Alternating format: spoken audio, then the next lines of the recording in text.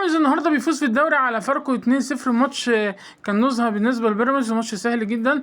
بيراميدز كان بيهاجم لوحده، كانش فاركو ما عملش ولا هجمه تقريبا. هو شاط على المرمى شوطين بعد ما دخل فيه الجونين، والهجمات كلها كانت لبيراميدز. بيراميدز ضيع كتير في الشوط الاول وبرده في اخر الشوط التاني.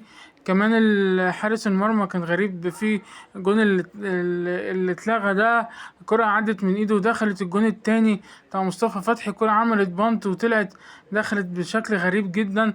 اخطاء من حارس مرمى اللي هو شيكا ده بتاع فاركو غريبة. وبعد كده رجع يصوت، تحس ان هو كان عامل مراهنة ان بيراميدز تكسب 2-0 ولا ايه. بعد الجونين بدأ يصد. فمعرفش الجون الغريب ده. يعني بصراحة ماتش غريب. بيراميدز ماتش فوز بسهولة، فاتت 2-0 بأداء بصراحة حلو النهاردة البيراميدز. بس هو من فريق سهل فاركو آخر الدوري. أما بيراميدز بقى سادس الدوري ب17 نقطة. لو كسب ماتشين المؤجلين هيبقى 23 نقطة، يبقى متصدر الدوري. فارق بينه وبين أقرب منافسيه الأهلي. لو فاز إن شاء الله بكرة ماتش الاتحاد هيبقى 21 فرق، نقطتين. وهيبقى فرق بينه وبين الزمالك 5 نقط بس لو كسب ماتشته المؤجلة لبيراميدز. الماتشين المؤجلين النهارده جاب الأهداف فيستون مايلي كالعادة في الدقيقة 23 من أساسي للشيبي.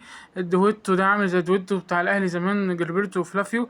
وبعد كده اوريك كارتي جاب الجون في الدقيقة 41 بس اتلغى بسبب الأوفسايد. بس هو تحسه إنه مش أوفسايد عشان بيقولوا تدخل فيستون مايلي في اللعبة، بس هو حاسس إنه مدخلش يعني كان ممكن يتحسب.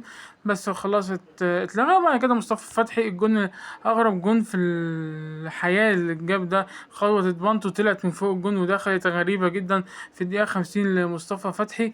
وكمان كان في انفراد مروان حمدي المهاجم بيراميدز اللي كان بيلعب في الزمالك ده. رقص الجون وراح مطلعها بره، فكانت غريبة جدا برضو. وبيخلص الماتش 2